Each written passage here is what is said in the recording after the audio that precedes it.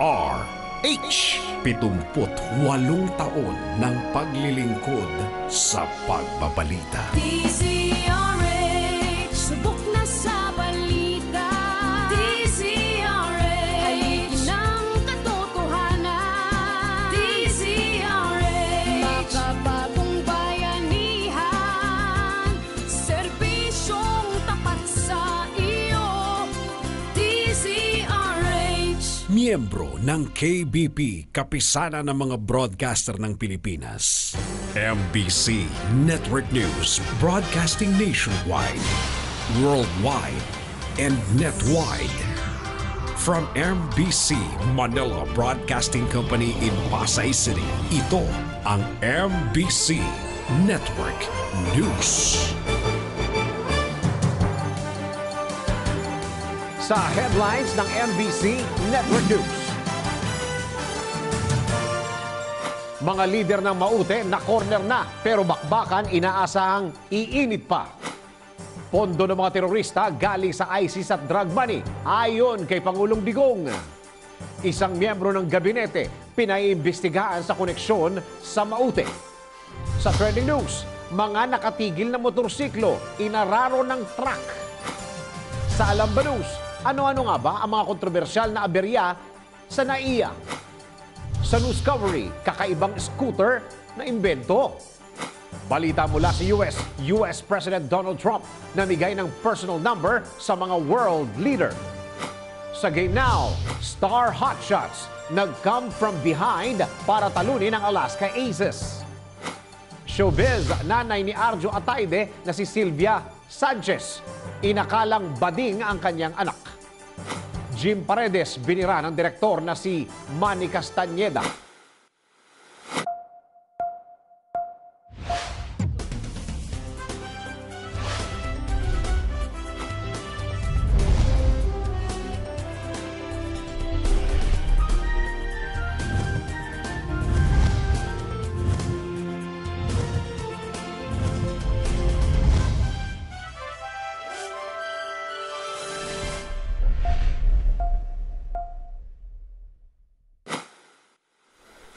Magandang araw Pilipinas, Luzon, Visayas at Mindanao at sa buong mundo. Samahan po ninyo ako ng kalating oras sa balitaan. Narito ang detalye ng mga balita.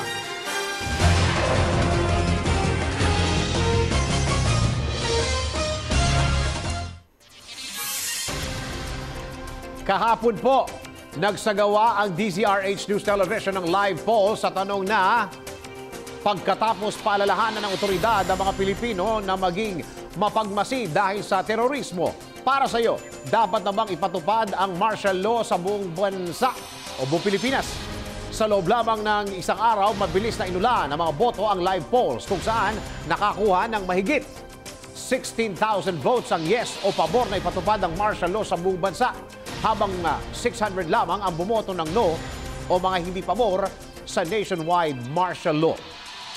Dalawa po ito sa isa pang live poll question sa tanong na sinong kina-asik mo, kauson at Mo Twister ang iyong i-unfollow sa social media. Nakakuha ng pinakamataas na eviction votes si Mo Twister na nakakuha ng mahigit 1,400 votes, habang si Asik Mo ka naman ay nakakuha lamang ng mahigit 100 votes. Samantala, para naman sa ating ongoing live polls dito pa rin sa DZRH News Television, ang tanong, para sa iyo, dapat na bang itigil ang martial law sa Mindanao o dapat itong ituloy-tuloy hanggang matapos ang 60 days? Ayan po, nakikita po ninyo sa inyong mga screens ang ilan sa mga sang-ayon sa nationwide martial law at yung mga hindi. Ipahayag po ninyo ang inyong opinion at magkaroon ng pakialam sa issue ng lipunan. Ito po, nasa inyong mga screens ngayon, ang gustong magtuloy ng 60 days, umaabot na ng 18,700 plus. Yung nananawagan naman na itigil na ang martial law sa Mindanao ay 498. Bumoto po kayo. Ika nga ho namin dito sa DZRH News Television. Vote wisely.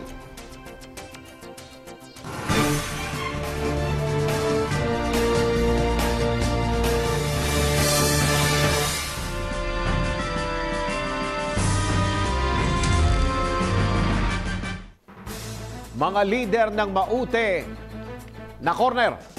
Na-corner na ng tropa ng pamahalaan ng mga leader ng Maute Group kasabay ng pagkabawi ng AFP sa mga tulay na matinding pinotektahan ng mga rebelding grupo. Kung gaano nakarami ang nasawi sa bakbakan sa Marawi, alamin po natin sa report ni RH48 Sheila Idubas.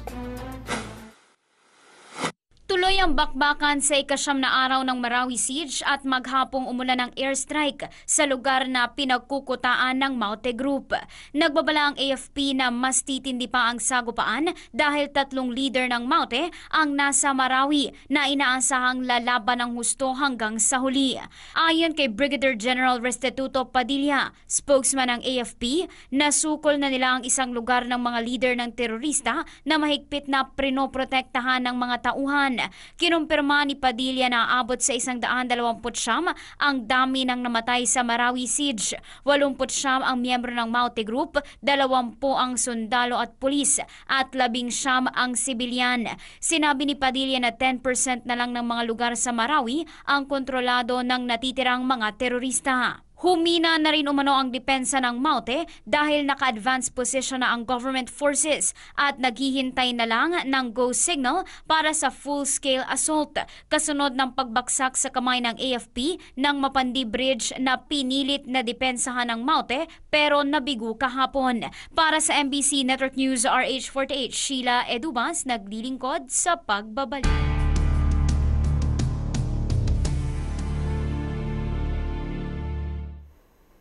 Tanong, saan ho ba galing ang pondo ng Maute?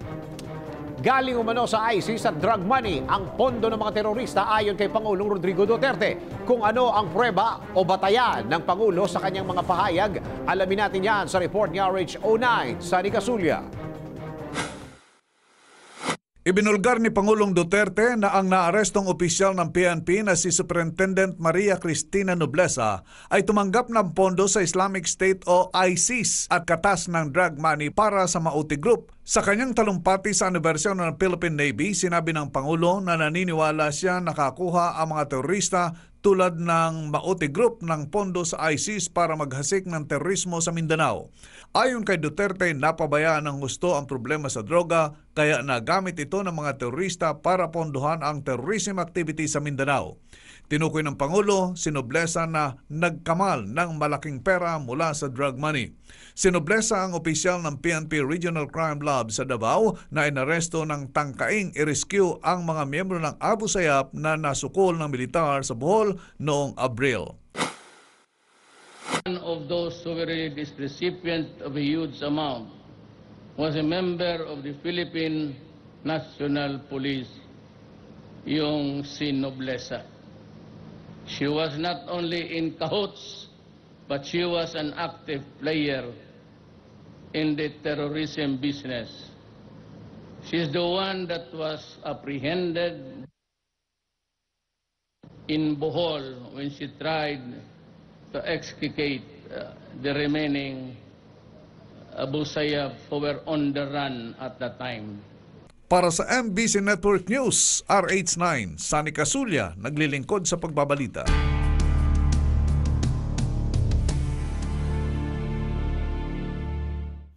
Samantala, puntaan po natin ang sitwasyon sa Marawi City. Magkabila ang putukan sa Marawi City, nagpapatuloy. Tanong ko lang siguro dito, Lakay, parang hindi sila nauubusan ng bala. Magbabalita si RH19, June Dimacuta. Lakay. Lakay, mula kaninang alas 4 ng madaling araw hanggang pasado alas 9 ay magkakasunod na pakakapal ng pagbagsak. Itong sabi ay airstrike na nanggagaling dito sa Agusta helicopter at ganoon din sa NG helicopter ng military.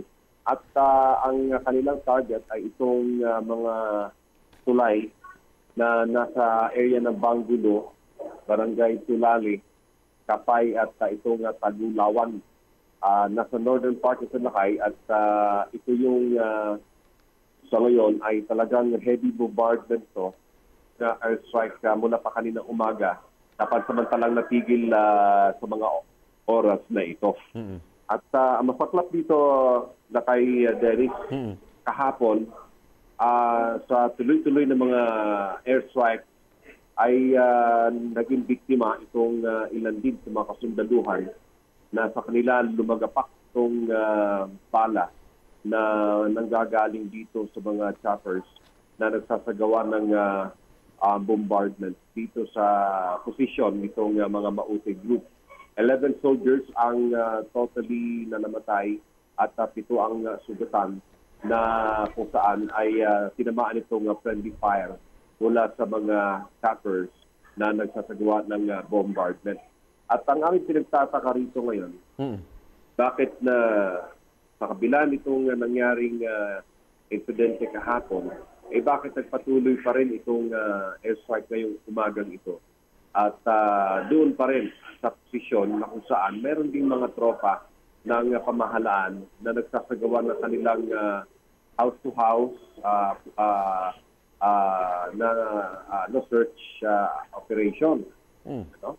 So, hindi talaga safe na kung merong tropa ng ating pamahalaan sa baba and then sinasabayan itong airstrike na ito. Lakay, ano to? May problema ba sa coordination ito kung yun ang binabanata ng airstrike? Kung saan nag-house-to-house yung mga kababayan, yung mga kasundaluhan natin? I'm sure na merong ang problema talaga dito sa coordination. No? In the first place, ang usap-usapan nga namin dito, napaka-accurate ng target itong Agusta helicopter dahil ito yung mga bagong dating ng mga choppers na naaprobahan during the past administration. At ito rin ay kumpleto pagdating dito sa target na talagang precise yung target dahil sa meron itong tinatawag na parang yung through the body hit ng kalaban sa ground ay ma-detect kung saan yung accurate na position ng mga kalaban. But this morning, nagulat tayo dahil sa pati yung mga sundalo ay tinamaan itong mga strike na ito, Lakay. Nako, problema nga yan sa coordination. Saka, yung tanong ko kanina, Lakay, bakit parang hindi nauubusan ng bala yung mga Maute, ano? Lakay, kung i-quote ko yung statement from West Minton, Commander Carlito Galvez, ang Marawi City, Lakay, talagang ito, part of the culture ng mga Maranao na akibat, karugtong ng kanilang buhay ay itong baril. Kumbaga kakambal, bal ng kanilang bawat tao ay itong baril. No? So, ang Marawi City, hindi pa man nangyari itong crisis na ito, marami ng bala, marami na talagang baril ng lugar na ito. Kasi ngayon, Lakay, ano na tayo, day 8 na ng martial law, no?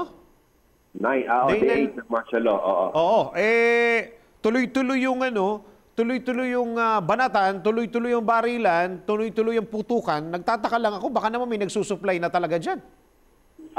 Kumbaga, Lakay, kahit saan sila pumuntang location, dito sa Marawi, merong mga bala silang mapagkukunan at meron silang baril na mapagkukunan.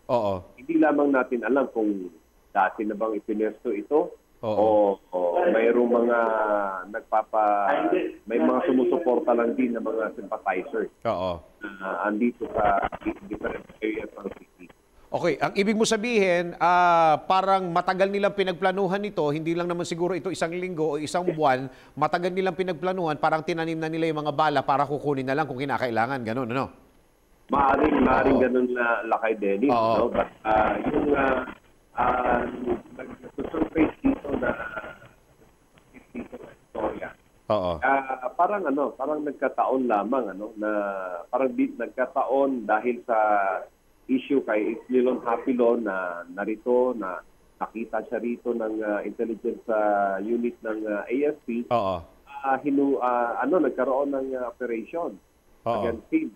So ngayon, para ma-divert yung paghuli dito kay Islilon Hapilon na kinikilalang Amir, siya ang pinaka-head ng Islamic State ng buong Pilipinas, na kinikilala ng Syria, gumawa ng diversion tactic itong mga Maute group nagsagawa ng pananalakay sa Marawi. Iyon. Oo. Parang ganon ang lumalabas na teorya rito ng karamihan Lakay. At kasama na rin yung teorya na binanggit mo, Lakay. Oo. Yung panawagan nung pare at saka nung mga kababayan natin dyan, yung mga nakakaligtas at nakakarating ng Iligan, ang panawagan nila sa pamahalaan ay itigil na ang airstrike dahil daw yung kanilang mga pinaghirapan, yung mga bahay at mga ari-arian nila ay nawawasak na. Meron bang sinasabi ang otoridad dyan kung kailan matitigil yung airstrike, paring Jun? Lakay, ang Wala po. officers ng ground troop ay nakadepende lamang sa kanilang mga higher ups. Oo. As long na walang order sa kanila mula sa taas, headquarters, ay tuloy-tuloy ang airstrike, Lakay. Even ang mga civil society organization dito nakiusap sa pang-apat pa lamang na araw na itigil ang airstrike, subalit sa walang tugon na positibo rito ang military from the ground at tuloy-tuloy pa rin to until now sa 9 days na Marawi crisis na ito, Lakay. Oo nga kasi parang sa tono ng pananalita mo at sa mga lumalabas na mga balita, lalo na sa internet, mukhang walang balak ang kasundaluhan natin na magtigil ng airstrike. Alam mo, Lakay, talagang wasak na wasak itong mga kabahayan. At tayo kahapon, kasama si paring Raymond Dadpaan, ay nag-ikot sa mga evacuation centers sa Iligan. Oo. Alam mo, yung inilalabas na mga hinaing ng ating mga evacuees na nanggaling ng Marawi, ano pong pabalikan nila sa kanilang mga bahay? Dahil may mga isa, 2, 3 kamag-anak na pinabalik nila sa kanilang mga tahanan, wasak na wasak, Lakay. Kung takin mo, itatama, bala galing sa itaas, galing sa airstrike. Wash out totally. Hindi na alam kung paano sisimulan uli yung kanilang mga buhay.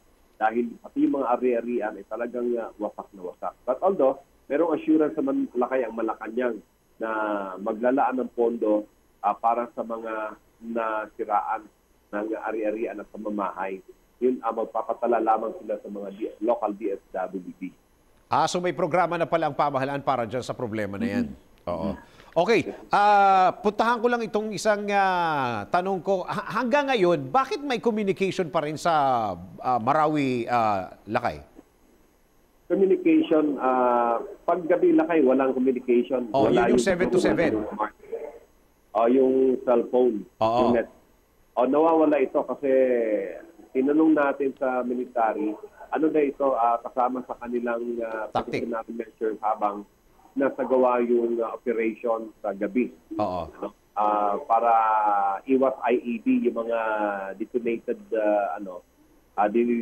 dinidetonate na mga IED to cellphone, ay hindi magamit laban dito sa mga sundalo na pumapasok sa mga interior barangays na kasalukuyan pa rin hawak ng itong mga Maute and AFP.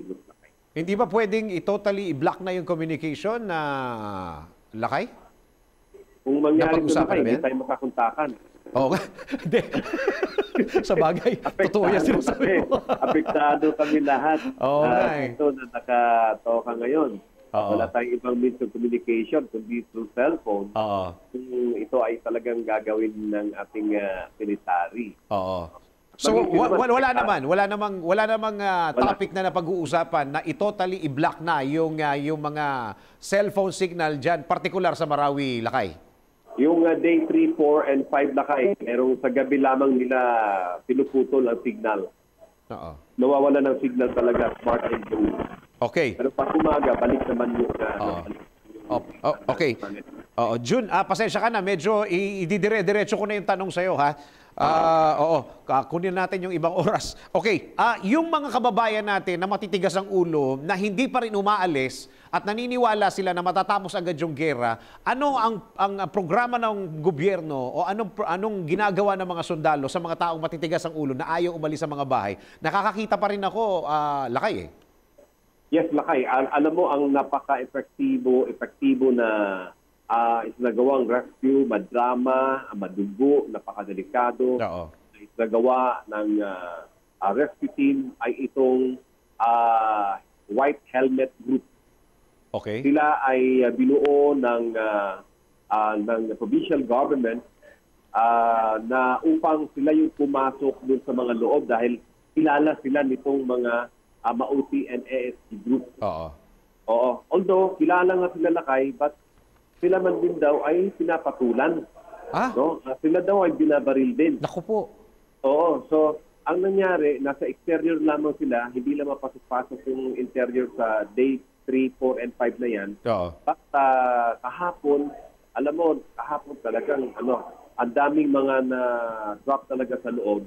Na yung mga sinasabi na Lakay na gusto mo sanang umalis, kaso lang natakot dahil may balita na sinubing nga daw yung kanilang mga bahay-bahay. Naku. Kaya ang kanilang tanging panlaban ay depensahan ito sa magitan ng hindi pag-alis doon sa kanilang mga bahay-bahay Lakay. So ibig Hindi sabihin... hindi naman nangyari yung balitang panunulog, fake news, ika nga. Oo. So ibig sabihin, wala rin silang choice pala, kundi magstay na lang dahil delikado nga pag lumalabas. Yes, Lakay, hinang-hina ng karamihan sa mga bata. Hinang-hina na yung mga matatanda dahil walang tubig, walang pagkain. Wala na nga silang kain sa whole day dahil sa observance of Ramadan. And then pag kagabi, wala din silang proper na kain na yun ang proper time para kumain yung mga nagpapasting. Oo, Ramadan nga pala. Nakapasok itong relief goods na dala-dala ng White Helmet Group. Laking pasalamat ng mga tao kahapon na napasok nila. Hindi ko nang memorize yung mga barangay Lakay. Mahirap i-pronounce laking pasalamat. At ngayon ay nila ito, kukunin na ito ng mga dump truck dito sa Kapitolyo at pansamantalang i-house dito sa mga evacuation centers, saka ihahatid kung saan sila mga destination at kahapon natawagan namin itong mga kaanak nitong tatlo na nilangoy yung Lake Lanao Lakay ng 1 hour. Oh my gosh! At tatlo Lakay ay napakalakas ng current ng Lake Lanao. Hindi ito sa ilalim Lakay na hinihigop itong Maria Cristina system na nagsasagawa ng energy. Lakay, nilabanan daw talaga nila yung current na hindi sila madala, mahigop sa ilalim ng turbine. Nako. At na-survive naman nila. Anim sila, pinagbabaril na sila ng mga MAUTI group. Nako. Bumalik yung tatlo sa dalampasigan. Wala na silang balita, hindi nila matawagan kung anong nangyari yung sa tatlo. Kasi itong tatlo ay talagang porsigido na ma-survive ng kanilang mga sarili dahil maliliit pa rin yung mga anak nila. 5 years old pa lamang yung isa na nakasurvive, yung tatlo. Mangiyak-ngiyak na kayo yung tinawagan namin yung gamit yung cellphone natin. Tinawagan yung mga pamilya, umiiyak. Salamat buhi pa. Ang sa atin pa salamat buhi pa pala kayo. Kung si Jan Manta Ismayatin. At itong si Junior Bicoy at si Palang Nano. Sila ay nag-survive Lakay. At kanina ay sinundo sila ng kanilang employer na Maranao. At salamat na sabi niyang ng kanilang employer, ang tapang nyo naman. Sinalubong nyo ang napakalakas sa current Lake Lanao. Grabe, no? Ang sabi nila, sir, no choice na kami. Kasi pag ginamit pa namin yung sasakyan nyo, nasa daan, nasa kalsada yung MAUTI. No choice kami kundi ang lumundag sa Lake Lanao. Grabe, Ito na na-capture natin yung Lakay kasama si paring Raymond Delpaan. Dalawa bali yung pagod nila, yung paglangoy at saka yung paglaban doon sa current. Saka yung gutom sa kauhaw Lakay kasi tama. Hapon, 4 o'clock sila ng hapon, lumundag, till midnight, lumalangoy pa rin sila. Grabe, Patago-tago lang sila sa mga water lily kasi nakatroma na sila na lahat na makikita nilang mga tropa, akala nila MAUTI. Hanggang makarating sila sa nearby municipality, itong Bago, naglakad sila ng whole day, kinahaponan, nakakita sila ng tropa, nilapitan nila, ito pala ay mga Pilipino na rin. Hanggang sana itawag na ito sa Provincial Crisis Committee at nasunod sila Lakay. Okay. Lakay, ito last na to. Yung tungkol sa relief, namumroblema ba yung mga kababayan, lalo na yung otoridad, yung pamahalaan sa pagbibigay ng relief? Kulang ba? Lakay, para maingay yung ating signal. Oo. Hindi, tinatanong... Oo, hello.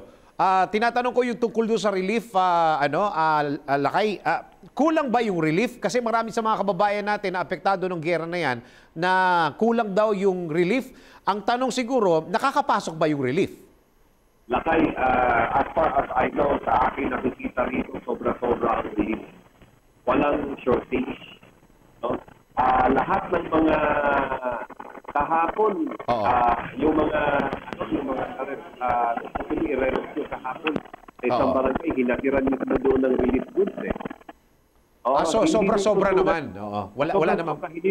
Walang shortage, Lakay, na ating nababalitaan. Dito sa Kapitolyo, alam mo yung relief goods na binibigay, hindi ito nakasilopay na tulad ng mga nakaraang araw. Oo. Ngayon nakakarton. May laman na itong kompleto na ito. May 2 kilong bigas, ang daming delata at maraming noodles at may kape. No? Unlike noon, may 3 silopane lang, 3 lamang sardinas, may 3 noodles, may 1 kilong bigas. Yun lang. Pero so ngayon, talagang good for 1 week. Pwede mo mai-survive ang pamilya mo good for 1 week. Oo. Okay, may report dito. Paki-confirm mo nga dahil meron daw mga sundalong natamaan ng airstrike na ginagawa ng pamahalaan at ayon din ito kay Secretary Lorenzana. Yan, Lakay, yung binanggit ko kanina, Lakay, yung 11 soldiers. 10 ito 10 yung nakalagay. Alin? 10 daw na sundalo ang nasawi dito. 11 na, Lakay. 11 na. Grabe. May namatay ng isa. At 7 yung sugatan. Ito yung silang mga tinamaan ng friendly fire galing sa mga helicopters, Lakay. Hindi lang pala civilian ang delikado rito, pati yung mga nakikipaglaban ng mga sundalo. Kaya nagtataka kami, bakit nga ganun? Kasi ang binibigyan dito sa atin, itong Agusta na ito, ay meron siyang direct kumbaga alam niya kung yung through computer alam niya kung sino yung kinatawag. Tama. Oo. Through body hit ano niya sino yung kalaban, sino yung hindi. Baka nanggaling ito dito sa mga MD-150 helicopter, yung maliliit. Yung tutubi ang tawag dito. Nako, pumapangit yung signal ni June. Nandiyan ka pa ba? Dito pa ako, Lakay. Dito pa. Okay. So, as we speak now, tuloy-tuloy pa rin yung airstrike ng pamahalaan na June? Kanina, Lakay, napakakapal na mga putukan as in. Galing sa Kalawakan, galing dito sa airstrike na ito. Nahinto lamang ito pansamantala ngayon, Lakay, nahinto. At kwentuhan nga rito meron tayo napipintong press briefing ngayon eh. Dito tayo ngayon sa conference hall ng Kapitolyo. Sige. Kasamang Raymond Ladpaas. At alamin natin kung paano ikikwento itong mga sundalong biktima ng airstrike, Lakay. Oo nga. Lakay June Dimakutak, maraming salamat at tatawag-tawagan ka namin para sa mga latest. Yan, Lakay, ating patuloy ng mga updates mula rito sa Marawi City, RH19, June Dimakutak. Naglilingkod sa pagbabalita. Nagbabalita ng live all the way from Marawi sa Mindanao, si RH19, June Dimakutak.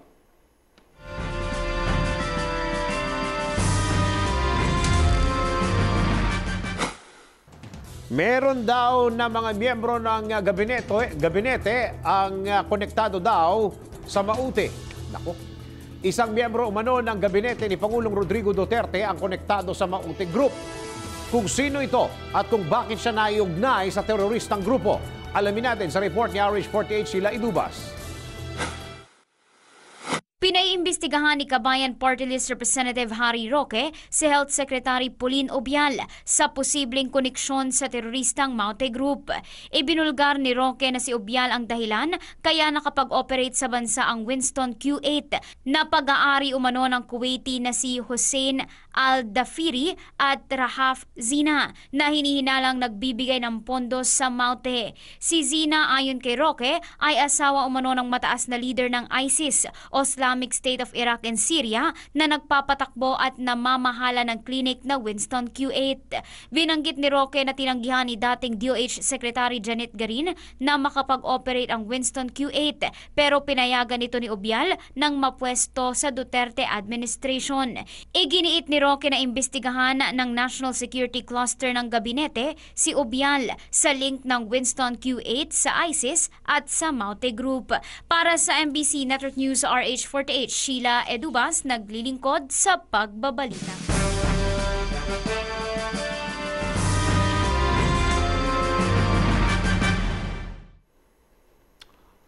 Pangulong Duterte bumuelta kay Chelsea. Muli na namang bumanat si Pangulong Digong Duterte sa kanyang mga kritiko at ngayon naman ang anak ni dating US President Clinton ang kanyang napagdiskitahan. Kung bakit si Chelsea Clinton ang sinopla ng Pangulo, alamin natin sa report ni RH09, Sunny Casulia. Niresbakan ni Pangulong Duterte ang anak ni dating US President Bill Clinton at Hillary Clinton na nagbansag sa kanyang murder stug dahil sa rape joke. Ipinamukha ni Duterte kay Chelsea ang sex scandal ng ama nito kay Monica Lewinsky sa White House noon. Kaya ang tanong niya sa dating presidential daughter ay kung kinastigo rin ba nito ang ama niyang dating US President. Binigyang diin pa ni Digong na ang mga sundalong kano ang may record ng panggagahasa sa mga Pinay pero walang ginawa si Chelsea at hindi man lang ito binatikos. Pagkatong mga puta, pag marinig ng rape, kagaya ni Chelsea, she slapped me joking. I was being sarcastic. You listen to the speech. I do not laugh at my own jokes.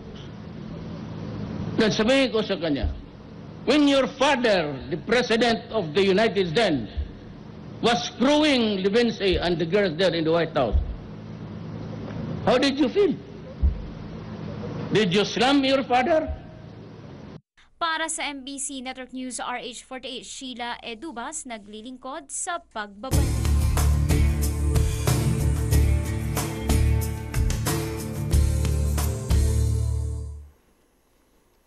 Ito, Justice Carpio binanatan ni Pangulong Digong. Nakatikim ng maanghang na salita si Justice Antonio Carpio mula kay Pangulong Rodrigo Duterte hinggil sa issue ng West Philippine Sea. Kung ano ang mga banat ng Pangulo kay Justice Carpio, alamin po natin sa report ni RH09, Sunny Casulia. Inupakan ni Pangulong Duterte si Supreme Court Senior Associate Justice Antonio Carpio sa issue ng West Philippine Sea.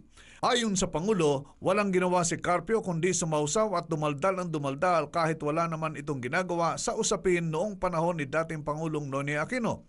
Nairita si Duterte sa mga suhestyon ni Carpio kabilang ang magharap ng diplomatic protest ang bansa laban sa China sa itinayong mga infrastruktura sa kabila ng pagsisikap ng Pangulo na mapaganda ang relasyon ng Pilipinas sa Beijing. Si Carpio, daldal ng daldal, wala namang ginagawa noon. So gusto niya, punta ko doon sa UN for the enforcement. Ganito yan usapang lalaki ang away. Sabihin ko sa kanya, umalis ka dyan, akin yan. Sabihin niya, usapang lalaki, bakit ako alis dito, amin to. Sabi, umalis ka. Sabi, ayoko. O anong gusto mo? Para sa MBC Network News, RH9, Sunny Casulia, naglilingkod sa pagbabalita. O ito, balita naman tungkol sa lisensya. 5 taon validity ng driver's license. May kumakalat nga social media, 10 taon daw. Approved na sa Bicameral Committee. Alamin nga natin ang balita mula kay RH1 Tumanang Milky Rigunan. Approved na sa Bicameral Conference Committee ang panukalang gawing 5 years mula sa kasalukuyang 3 years ang validity ng professional at non-professional driver's license. Ayon kay Senator Grace Poe, chairman ng Senate Committee on Public Services, sa naaprobahang bersyon ng BICAM, ang mga driver na walang anumang records of violations ay automatic na marirenew ang lisensya ng 10 taon. Sabi ni Poe, dapat sa loob ng 1 taon matapos mapagtibay ang panukalang batas, dapat mailagay na ng Land Transportation Office ang kanilang online portal para sa renewal ng lisensya. Paliwanag ni Poe, online na ang pag-renew ng lisensya at ang babayaran na hindi hihigit sa aktwal na ginastos ng gobyerno. Target ng Senado at Kamara na mara-artify ang BICAM bago naman mag-Senate adjournment ang sesyon ng Kongreso. Yan ang DZRH News, Niyong Kinigunan, RH12, naglilingkod sa pagbabalita.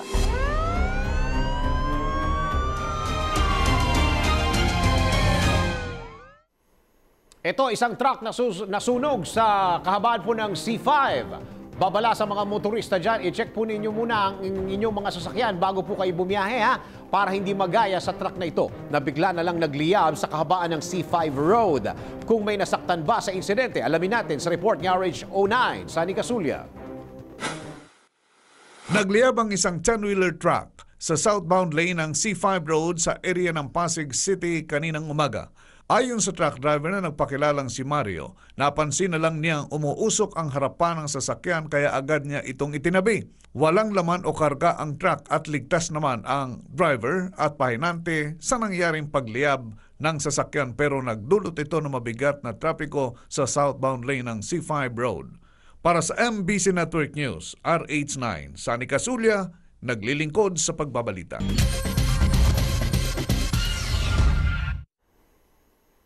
Samantala, ito kapapasok lang pong balita. Breaking news po ito. 11 sundalo, patay po ito. At 7 iba pang sugatan sa friendly fire ng tropa ng Air Force. Ulitin lang po natin. Breaking po ito. Kapapasok lang. Konfirmado 11 sundalo patay at 7 iba pa sugatan po sa friendly fire ng tropa ng Air Force sa nangyayaring gulo sa Marawi City. Antabay lang po sa DZRH News Television para sa karagdagang mga detalye.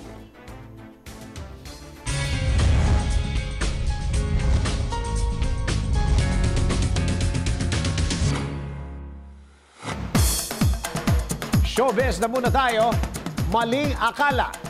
Nanay ni Arjo Atayde na si Sylvia Sanchez, inakalang bading ang kanyang anak. Nako, magbabalita si RH43, si Rocky.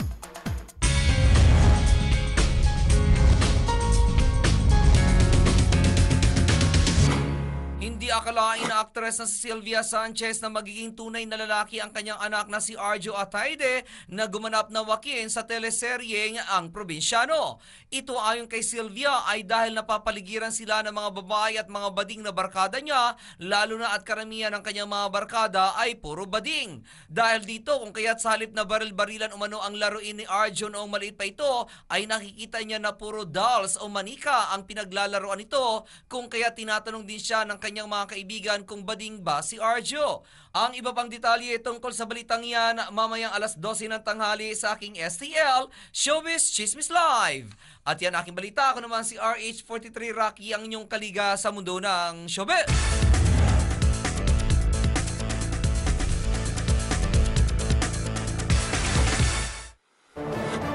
Ito balitang nagte-trending. Babala po ito sa mga nagmamaneho. Ano po? Maging alerto po tayo lagi sa kalsada para hindi magaya sa mga motorsiklo na ito na inararo po ito ng truck habang nakatigil sa isang intersection ito. Para sa kabuuan ng report, alamin natin yan sa report ni Arisha 48 Sheila Idubas.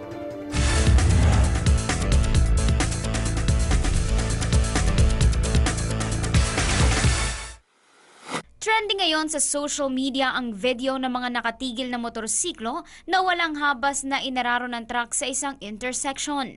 Makikita sa video footage na nakatigil ang mga motorsiklo dahil red pa ang traffic light nang dumating ang isang truck na hindi man lang tumigil kahit kitang-kita naman ang mga motorsiklo.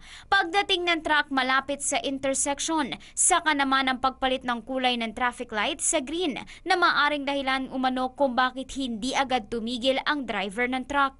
Sa ngayon, inaalam pa kung ano ang naging sanhi kung bakit hindi agad nakapagpreno ang truck o sadyang hindi lang nito nakita ang mga motorsiklo. Para sa MBC Network News RH48, Sheila Edubas naglilingkod sa pagbabalita.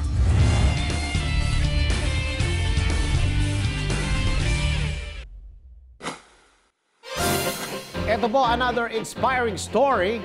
Isang Pinoy lawyer ang pinagkalooban ng Southeast Asia Young Lawyer of the Year. Ulitin natin ha, Southeast Asia Young Lawyer of the Year. Yun.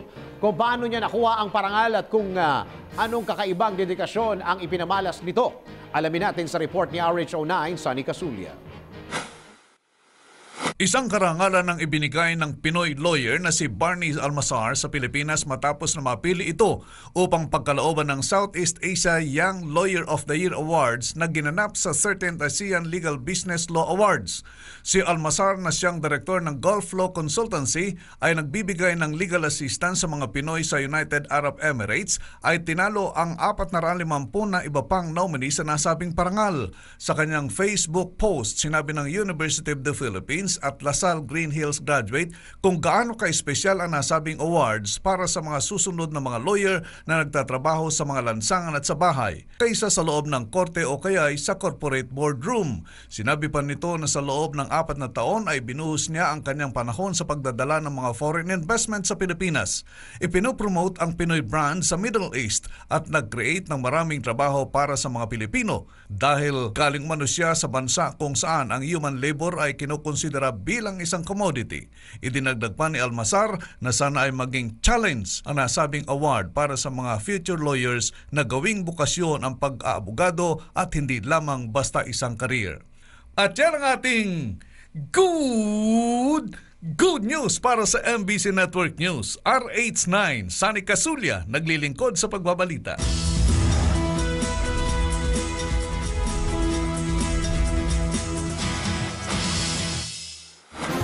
Madalas bang madelay ang inyong flight? Noong Martes, pansamantalang isinara ang isang runway sa Ninoy Aquino International Airport dahil may lubak umano ito na kailangang ayusin. Pero ano nga ba ang mga kontrobersyal na aberya ng iya? Alamin po natin yan sa report ni RH49, Rita Salonga. Isinarapan samantala noong Martes ang isang runway sa Ninoy Aquino International Airport dahil may lubak ito na kailangan ng agarang pagkumpuni. Mahigit 100 international at local flights ang naapektuhan dahil dito. Idinivert ang mga nasabing flight sa may Clark International Airport sa may Angeles, Pampanga. Ayon kay MIA General Manager Ed Monreal, may nakita silang pothole sa may landing asphalt ng runway 6 na kinakailangan nila itong ayusin kaagad. Humingi ng tawad at pasensya si Monreal sa perwisyong idinulot nito sa mga pasahero. Ngunit para sa nasabing opisyal, datapot alam nilang malaking pinsala ang idinulot nito, mas importante pa rin anya ang kaligtasan ng mga tao at kailangan itong ayusin. Makailang beses na bang nagkaaberya sa NAIA at sa mga terminal nito? Hindi ba't minsay natawag na rin tayong worst airport in the world? Balikan nga natin ang ilan sa mga ito. Para sa kabuwang balita, maglagon lang sa www.tcrhnews.com. Para sa Alam Ba News, RH49 na Rita Salonga, naglilingkod sa pagbabalita.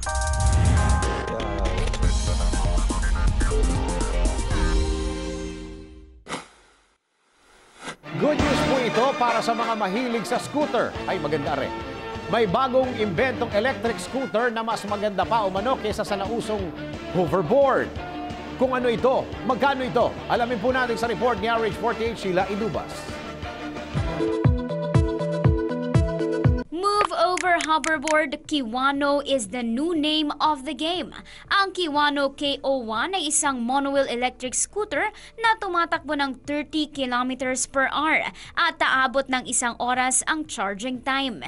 It offers some considerable advantages kaysa sa iba na kapareho nito at maaaring mabili ng below $1,000. Isa itong bagong kategory sa mga micro-vehicle na lumabas sa merkado. Equipped ito ng motion sensors kaya alam nito kung saan kanya dadalhin with a minimal physical effort. Meron din itong self-balancing technology to keep you off the ground. Higit sa lahat, maaari itong i-connect sa app sa iyong smartphone. At yan ang news covery, RH48 Sheila Edubas naglilingkod sa Pagbabalita.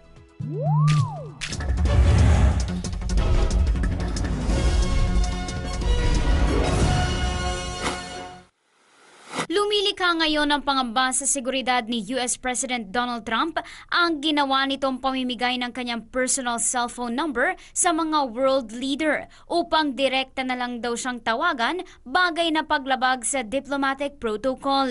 Ayon sa mga US official, unang ibinigay ni Trump ang kanyang number sa leader ng Canada, Mexico at France, kung saan hinimok daw sila ng Republican President na tawagan na lamang siya mismo sa kanyang cellphone. Sinabi ng naturang opisyal na si Canadian Prime Minister Justin Trudeau pa lamang ang nag-take advantage sa alok na ito ni Trump, na agad daw na tumawag sa kanya. Hindi na bago ang konsepto ng paggamit ng cellphone, ngunit pagdating sa diplomatic arena ay highly orchestrated affairs ang tawagan sa pagitan ng mga world leaders at gumagamit sila ng official channels sa naturang pag-uusap. Samantala, pumalo na sa 70 katao ang patay at 400 ang sugatan sa naganap na pagsabog sa Kabul, Afghanistan. Kabilang sa mga sugatan ng 11 US citizens na nakatalaga sa US Embassy bilang contractors na agad namang nalapatan ng paunang lunas. Sa ngayon, wala pang grupong umaako sa nasabing insidente dahil pinabulaanan ng Taliban na sila ang nasa likod ng pagpapasabog. Una rito, nagsimula sa water delivery truck ang nasabing bomba na pinasabog sa labas ng mga opisina at malapit sa embassy. Para sa MBC Network News, RH48 Sheila Edubas naglilingkod sa Pagbabalita.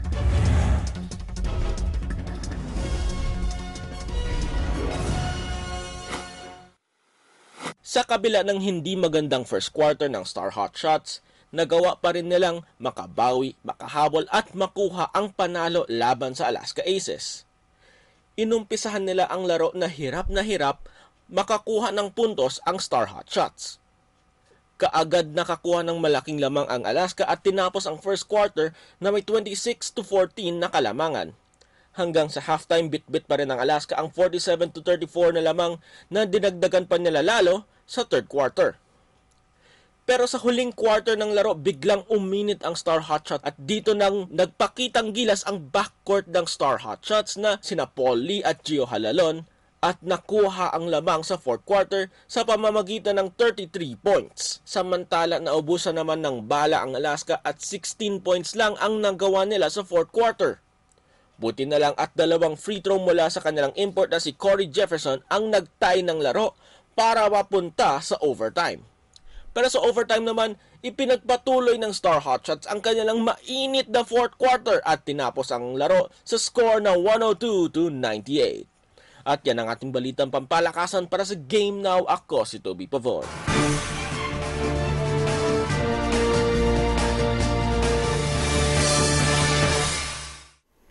Papasukin po natin all the way from Malacanang. Meron pong nangyayaring press conference dyan. At nandyan po ngayon si Secretary Lorenzana. Panoorin po natin ito.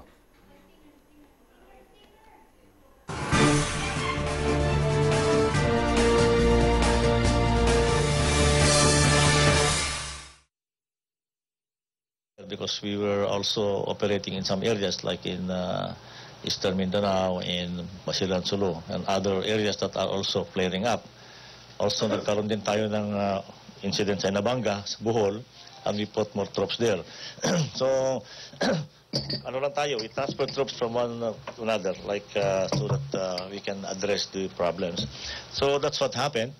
They were able to infiltrate their arms, their equipment in Marawi, and then when time comes, there was actually a plan to take over Marawi.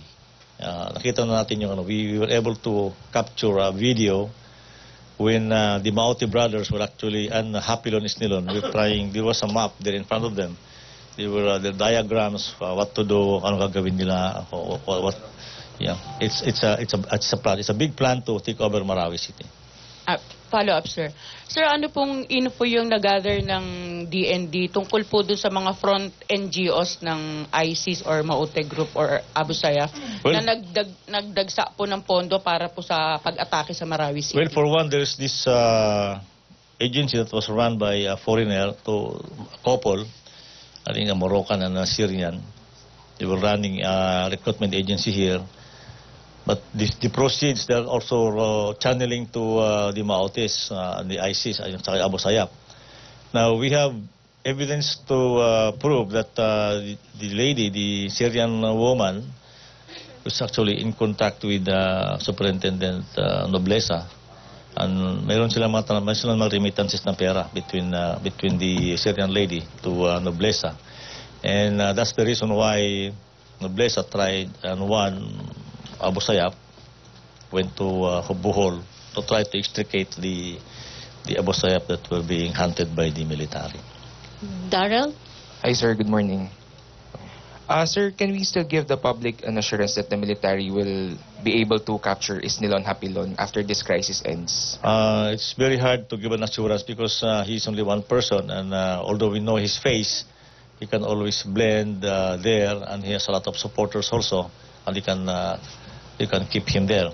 In fact, when he was in Basilan, Basilan is a very small area, but we could not capture him there. I mean, he went to Lanao Sur, bigger area, and more people to keep him secure. So we cannot be assured that we can, but we will try our best to capture him or neutralize him. But as of the latest info, sir, nasa Marawi pa po ba siya? Yes, nandun pa rin siya. He's still there, hiding in Marawi. Okay, last 4 questions. Rosalie Cos, Joseph Morong, Laila, and Ace. AC. Okay lang. Yes. Rose. Good morning, sir. Sir, tanong lang po namin, yung dun po sa insidente na tinamaan yung atin po mga tropa, missile po ba or guided missile po ba or ordinary yun pong ginamit? I think it's ordinary conventional bomb. So, hindi po natin pwedeng sabihin na surgical airstrikes yun pong operation. It is still surgical because malayo naman yung tropa natin. Malayo naman yung tropa. And very specific naman yung target na binibigay sa kanila. That the first plane hit the target and the second one missed it is... kaya nga nagtataka din kami what happened there. And that's why we are trying to investigate what happened really. So, sir, kung ordinary po yung ginamit natin, malaki ang possibility na may mali po dun sa or may kakulangan sa skill yung pilot po na... That is one.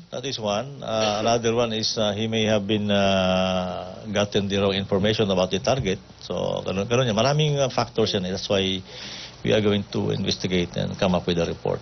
Sir, itong incident po na to, how will this affect the moral po ng mga sundalo, ng mga kamag-anak ng mga sundalo?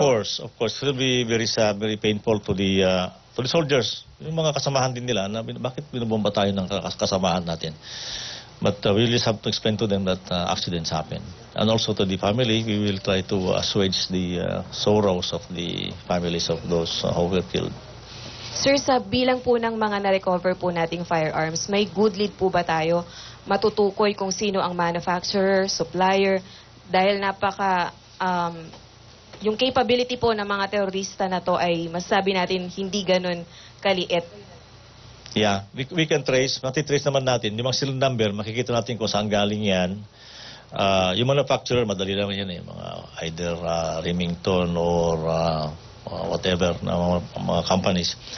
But yung serial number na yan, kahit na itinanggal pa yan, pwede pa rin yan. There are techniques to find really, kasi yung pag-emboss naman yan, pag-stamp ng number na yan, andun pa rin yan eh. So there's techniques to find out. If we know the serial number, we will find out if it came from us, na-recover nila sa atin sa mga encuentro, or pilferage, or sold to them by some bad elements of the command or the PNP, malalaman natin yan. Pero sir, ngayon po wala pa tayong initial info kung local manufacturer or galing sa western countries. Iniipon pa lang namin. Saka na natin pagtuunan yan while the encounters are still going on.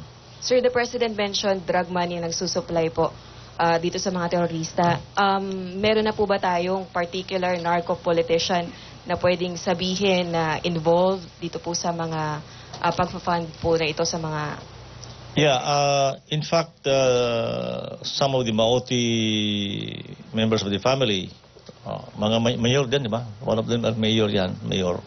And they were actually in that list that was given by the President many months back. Nandun sila eh. So we believe that the narco politics there is working. The proceeds of the narcotics are being used for these terroristic activities there. And we also got report that all those shabus that are being dumped anywhere in Mindanao, Cagayan de Oro, Davao, Zamboanga, Cotabato are coming from Lanao Sur. Okay, thank you, Rose. AC, Joseph, and Laila. Hi, sir. Sir, from what I understand, may in-issue yung DND na arrest order, sir, yung arrest order Yes, number 1. yes, I did. Sir, just to clarify, what if merong mga included doon na makalabas po ng Mindanao? May pwede pa rin ba yung warrantless arrest sa kanila since sa Mindanao lang naman yung martial law? I believe they can still be arrested. Kasi hot pursuit yan at saka continuing naman yung crime of rebellion eh. So wherever they go to Visayas or Luzon, we will arrest them wherever we find them. Joseph? Sir, two things, no? Yung munang sa target, you said that there's only one target now, then it's very hard to crack. Ito rin ba yung, sir, na target nung aksidente? I think it's different. Different. Iba kahapon yun. Okay. So what's your assessment? Why is it hard to crack this particular yun na kanina, sabi ko, they will hold up in these heavily fortified buildings. Is Isnilon there, sir? Pardon? Could Isnilon be there? We believe he's there. Okay. Nakatago siya doon. Tapos, sir, before mga last year, ang assessment nyo, at least the ones that you say in public, yung Maute parang family members lang yan, maliit na grupo, but, well, mukhang hindi. Yeah. How did they become so big, sir?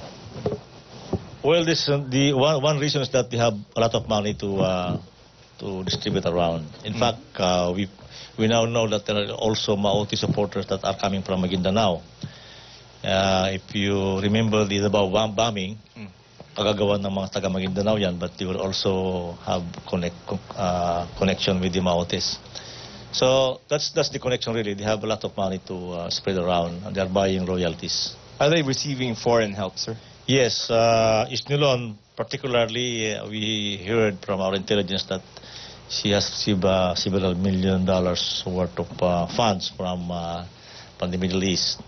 That's why one of the things that were discussed yesterday in the Congress, that one of the Maguindanao congresswoman by Sima, he said, how could Ayakan, Isnilon, bring his troops, Yakan, to Lanao, to the Amaranao area, and culturally or whatever, these tribes do not mix. No. And there's only one reason there, is that he has a lot of money to distribute and buy loyalties. So right now, I know you'll be honest, no, in answering this question. Are there foreign fighters fighting with Maute? There were 8 foreign fighters that were killed. Nationalities, 2 Saudis, several Malaysians and Indonesians, 1 Yemeni, 1 from Chechnya. Chechnya, yeah. Chechnya, sir? You mean Russia? Chechnya. From Russia. Okay. Sir, how were they able to get into the Philippines, and since when? We do not know because we don't have any record of them coming through the proper channel, through the airports. There's only one way, through the back door. Maybe coming from Indonesia or from Malaysia, from Sabah. Sir, pasensya na. Paulit lang. 2 Saudis, several Malaysians, isang Indonesia, saan ba yung ano ko? 1 Yemeni, isang Chechnyan. Tama ba, sir? 2... Dali lang, Sige, sir. Para medyo... I have the, dito kanina yan eh.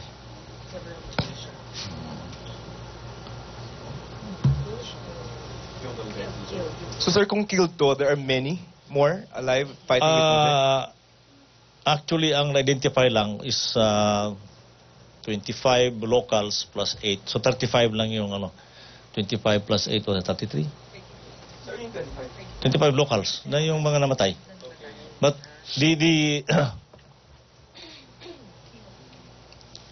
ano yung sabi ko kanina? I think 2 Malaysians and 2 Indonesians. 2 Malaysians. And 2 Saudi 2, 4, 6, nationals. 8. Tama. Yemeni. Sir, isang Yemeni, Isang Yemeni. Chechen.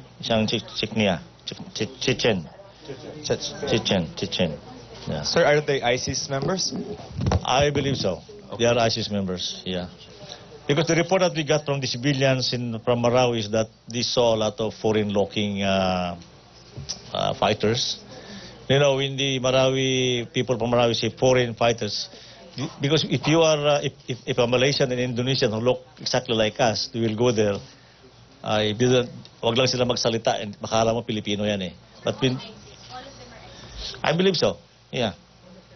So there could be more, no? Kung walo lang There could be more that we killed that we have not retrieved, not identified. Because we have already, as of our body count, we already killed about 95 of them. So 33 lang yung may identities. The others cannot be identified. Okay, thank you, Joseph. Laila? Sir, going back to the airstrike, you said, sir, the first pass was successful. May napatay po bang enemies during the first pass? I believe so. Hindi naman nag-report yung namin kung ilan na napatay nyo doon. But it's slowly they're increasing their body kill. Sir, are we getting any assistance from the U.S. in our operation against the terrorists in Marawi? We are still getting assistance through the operation of their drones, the shadows. They have three birds. Sabi nga, birds kasi tawag doon sa isang system. 3 birds operating there and they're giving us intelligence information. But not here in, I don't think they have some there in Marawi because it's too far away from Zamboanga where they operate the shadows. Malayo kasi masyado eh. But they still have some yung kanilang long-range aircraft na nandito ngayon, they are giving us, but I think very little from Marawi, but a lot from other areas like South China Sea, Sulu Sea, Sulu, Basilan, marami silang binibigay sa atin. But here, just very minimal. Sir, are we going to ask for more assistance for Marawi, sir? From I don't think we need to ask kasi we already have a lot of equipment naman to contain this Marawi incident.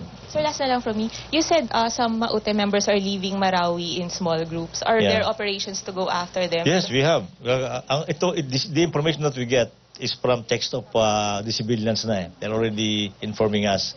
So we see some Maute here in this town, so we send people to verify the information. Okay, thank you, Laila. Thank you, Defense Secretary Delphine Lorenzana. Last 3. Okay. Ace Romero. Okay, Secretary, you mentioned may 500 Maute members. Noong umpisa. Noong umpisa. Then sabi niyo may 100, almost 100 killed. What happened to the rest? What happened to the rest? There are still people there who are fighting us. Obviously, because there is still firefight going on there. Some of them have already started to rejoin their barangays nila or whatever, going to their former places because the cross section or the personalities of those who were there is mixed. There are out of the dead, that 25 local dead. Or from Tawi-Tawi, there's from Sulu, Basilan, Zamboanga, Iligan, from everywhere. So we also think that among those who survive are also from those areas. So ang gagawin nila, they will go back to their, surreptitiously they are going to escape and join their towns where they come from. So i-account ko lang po, 500 nung umpisa, almost 100 killed now, 50 to 100 hold up in the area. The rest are now mingling with civilians. They have maybe they are there still there doing nothing maybe, or they have already left Marawi going to some of the towns around the lake. So ito yung sinasabi niyong hinahabol niyo with the Yes, help of civilian information. So we are going to account for them one by one. We are going to intensify our intelligence operations and get them wherever they are, those who are involved in Marawi incident. Thank you, Okay, Secretary. thank you. Secretary, last two. Hannah, then Chris Jose. Morning, Secretary. Sir, update lang po dun sa video ni Father Chito and dun sa mga hawak pa nilang mga civilians po na nasa kanila pong palig ng Maute Group po. Kumusta na po sila? Yeah, wala kasi kaming contact kay sa pare personally, just saw at yung appeal niya through the video and through the media. According to him, there were 200 people with him, but we cannot even, sabi nga nung ground commanders, we don't know where they are. Whether they are in one area or nahati-hati sila, separated. So, this is part of the effort of the military to find out where they are and to recover them. Sir, totoo po ba daw, sir, na yung mga Maute fighters na nagsusuot po ng uniform similar po sa Army?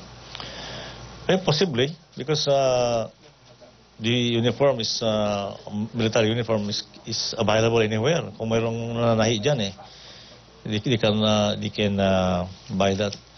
Maybe that we're going to stop this practice of selling it, not to, dapat kasi yung mga military ko na uniform na yan, bago magbenta itong mga tingnan muna kung sundalo yung binibentahan So we're going to look into that and stop that practice. Sir, paano po natin na-identify yung mga foreign na namatay po na kasama ng Maute? I don't know, because I got this report from Secretary Alonto Sabi niya, ito yung mga ito yung mga namatay doon. Out of the so many killed, 33 lang yung na-identify. And so paano niya na-identify, sir? How did he identify? I don't know, because he gave us the names Maybe may mga ID ito. May mga ID, sir. Mga ID siguro. Passport na hawak. While fighting, they have an ID? Possibly, yeah. Sir, may na-mention po kayong master plan ng Maute to take over Marawi. Bakit hindi po ito napigilan? Nagkaroon po ba ng failure of intel po?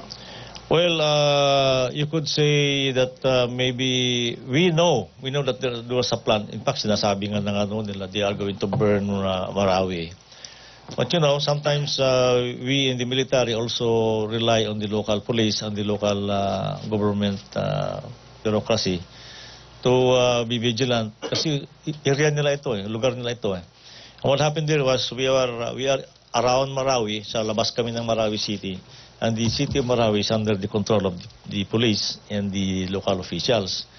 So, you could say, we know that they are there, that they are doing something, and maybe they will try to do something, but, if you do not have information coming from the people themselves, who see these people, na pumupunta roon, wala tayong magagawa dyan. So, itong raid sa kay Isnilon noong 23, that was A1 information niya, na nandun siya, kaya pinuntahan nila doon But what the military and the police did not know was that there were already a lot of Maute and ISIS inside the city, and they were about to take over. So, medyo na-preempt sila. So, they were forced to do their thing, yung plano nila, hastily. Pero at the same time, nandun na rin yung mga sundalo na nakikita sila. So, failure of intelligence, I don't think there is failure. We know kasi, but sometimes, you may see, sabihin natin kung hindi natin nakikita yan, failure of intelligence, but we know that they are there. Siguro, hindi lang natin appreciate the ground troops did not really have a good grasp of what will happen kung nandun yung karamihan ng mga Maute sa loob. Sir, pa-clarify lang po, saang unit po na belong yung mga nasa wing soldiers?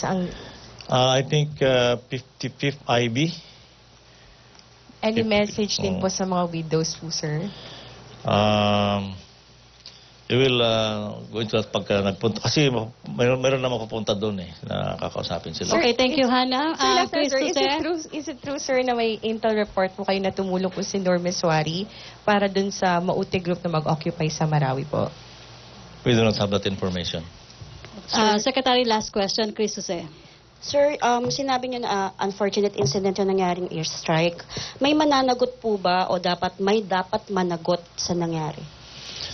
Well, during this kind of incident, all we can do is, paano ang gagawin natin dyan? Are we going to court-martial the pilots? Or the people on the ground?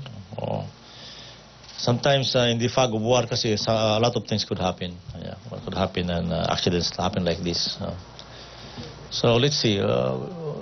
Depending on the result of the investigation, if some people should answer for that, then we will do it. If not, then you can just charge it to bad experience. Okay, thank you, Chris. Thank you, Defense Secretary Delphine Lorenzana, Presidential Spokesperson Ernesto Abella. Thank you, sir. May meeting.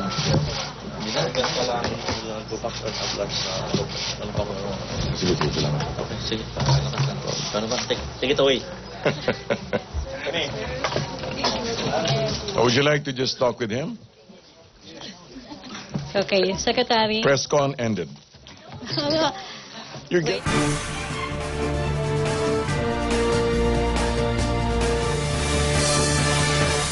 Bonding with the family pag may time. Try ng bagong recipe pag may time. Business pag may time. Dahil ang may pride, may time. Pride Power Wash. Tama sa washing machine. Tama sa mancha. Kasi may stain-away formula, di ka kusot ng kusot. Tama ang bula, di ka banlaw ng banlaw. Tama sa motor, dahil walang chalk na pwedeng magbara. Pride Power Wash. Tama sa washing machine. Update pag may time. All you need is Pride. ACS. Loyal ka ba sa toothpaste mo? Sa blind toothpaste test, malalaman. Excuse me, anong toothpaste ang ginamit nyo? Eddie, yung lagi ko ring gamit. Unique pala. Mali tayo. Ayon sa research, 6 out of 10 Filipinos nagkamali din. Parehong nabibigay ng maximum fluoride protection, fresh breath, healthy gums at approved ng Philippine Dental Association. Parang toothpaste ko. Pero ang unique, mas affordable ang presyo. Mali na naman tayo. Dahil hindi unique ang toothpaste mo, try mo po. Unique, it's your toothpaste at your price. ACS. Negosyo tip mula sa DTI. Kung ikaw ay mayroong orihinal na ideya na maaaring ilathala at pagkakitaan at nais mo itong protektahan sa pangungopia o pamimiki, maaaring magsumite ng aplikasyon para sa patent, copyright o trademark para sa iyong produkto o brand. Ang Intellectual Property Office of the Philippines ay sangay ng gobyerno na siyang nangunguna sa pagpapatupad ng intellectual property rights. Kaanda! Kaanda! Kaanda! Ang paglalaba, nakukuha yan sa Gaanda. Pinagagaan at pinagaganda ng Pride. May dagdag alaga ng fabric conditioner, nililinis, pinababango, pinalalambot, inaalagaan ang kulay ng damit para gaanda ang pamilya. Ang ganda ko!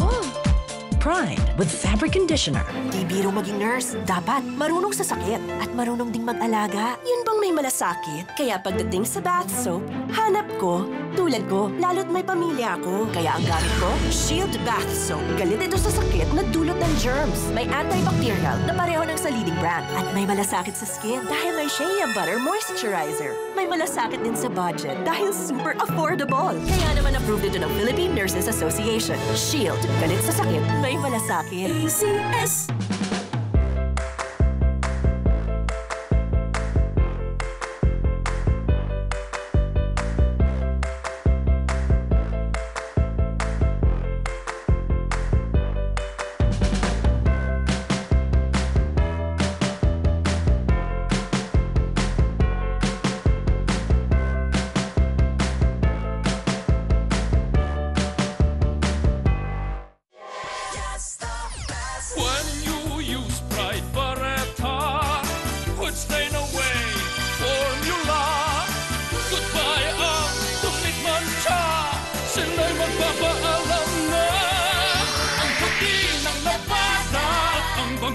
Matipid kasi matagal matunaw ko. Ang dami ng malalaghan mo. Goodbye, dumit mancha. Hello, Pride Barreta. Lumalabas ang aming galing-galing. Paghaharap sa matinding hugasin. Tanggal ang sebo, tanggal bakterya. Tanggaling, Smart Dish Parami na ng parami ang Smart